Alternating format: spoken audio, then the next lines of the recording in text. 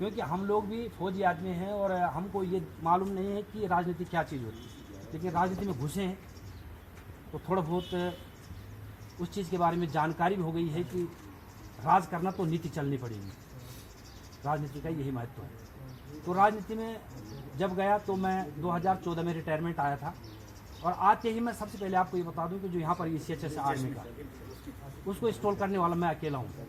सिर्फ ये 2 कुर्सी ले गया था मैं दुकान से और उसको मैंने 1 साल तक इंस्टॉल किया और कई लोगों के मैंने आर्मी और वहीं से मेरे आर्मी के साथ संपर्क हुआ जो यहाँ के बंदे, उसको मैंने शुरुआत मैंने की। उसके बाद मैंने कहा साहब को मैं आपके साथ 1 साल नौकरी करूँगा, 1 साल बाद मैं छोड़ दूँगा। फिर मैंने एक बार साल छोड़ के बाद उसके बाद तिलोत पावर हाउस में गया, मैं सुपरवाइजर रहा। वहाँ भी यहाँ कई बंदे हैं जिनके साथ मेरा संपर्क हो, कई लोग मैंने वहाँ अपना सहयोग दिया है। उसके बाद मैंने वहाँ से नौकरी छोड़ के मैं नेहरू मोटल में अपने कर्नल कोठियाल साहब सुना होगा, अमित साहब सुना होगा, उनका मैं PA रहा हूँ और वहीं से मैं अपनी तैयारी में रहा हूँ। और ये 4 साल का जो मेरा कार्यकाल रहा इसमें मैंने नौकरी में मैं कभी बिना नौकरी का नहीं रहा। अब रही सेना की बात, ये तो रही राजनीति की बात। अब रही सेना की बात। जब मैं SHS में था तो इधर एक गडियारा एक गांव है, उधर का एक बंदा था, वो 1993 में एक्सपायर हो गया, जबकि 1991 में भर्ती हुआ। मेरे भर्ती होने के बाद 2 साल बाद वो एक्सपायर हो गया। वाइफ थी उससे पहले एक्सपायर हो गई थी। तो उस बंदे की जो लड़कियां थी वो जो सबसे बड़ी वाली अपंग है और जो छोटियां हैं उनकी शादी हो गई। अब जो अपंग लड़की है उसकी माँ भी गुजर गई और पिताजी भी 1993 में गुजर गए, तो वो किसके भरोसे रहेगी।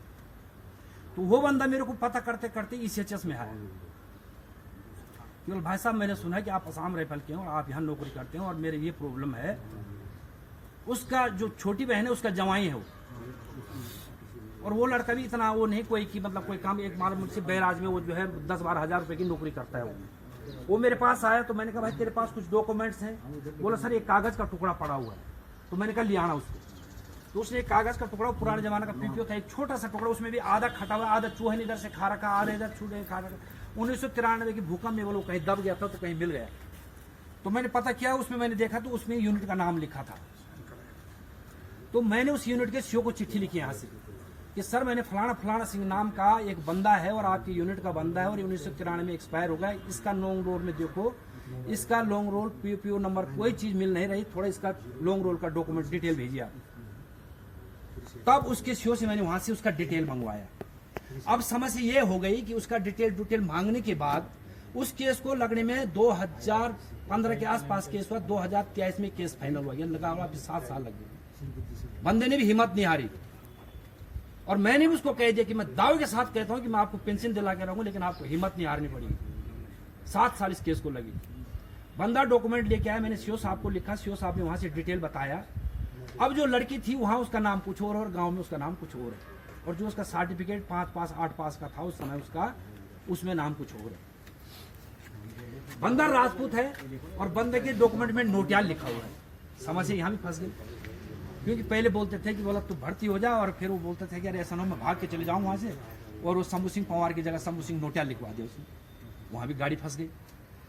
तो उसका डिटेल मांगते मांगते मांगते मांगते मांगते मांगते मैंने उसको इस तरह से स्टेप में मार डाला कि ना तो वहाँ कोई प्रॉब्लम हो जो बताए कि नहीं हो सकता है, और धीरे धीरे मैंने उनको इस तरह से लेते गए कि ताकि उस मंजिल तक पहुँच सकूँ जहाँ से मैंने उसको दिलाना है। उस बंदे ने यहाँ उत्तरकाशी में सारे वकीलों के चक्कर मारे, 1000 रुपए लेते थे, चिट्ठी बनाते भेज देते, कभी कोई चिट्ठी का जवाब नहीं आया। उसकी पेंशन फाइनल हो गई। तो आप बताइए कि उसके लिए लड़ाई लड़ने के लिए भाई लड़ना पड़ेगा। अगर नहीं लड़ती तो न 11 लाख रुपए मिलती और न पेंशन, जीवन भर उसको पेंशन मिलेगा। तो ये संघर्ष और ये है एकता और ये है संगठन। तो संगठन में जुड़िए रहिए। सभी जो सम्मानित पदाधिकारी चुने गए हैं, आप सबको हार्दिक शुभकामनाएं हैं और मुझे विश्वास है कि आप सब लोग मिलजुल के काम करेंगे। अगर ये भरोसे हम रहेंगे कि भाई वो करेगा नहीं होगा, जवाबदारी तो लेनी पड़ेगी। रैंक या पद लेना आसान है, लेकिन जवाबदारी निभाना बहुत मुश्किल है। ये हम जानते हैं कि जवाबदारी कैसे निभाए, लेकिन निभाना पड़ता है।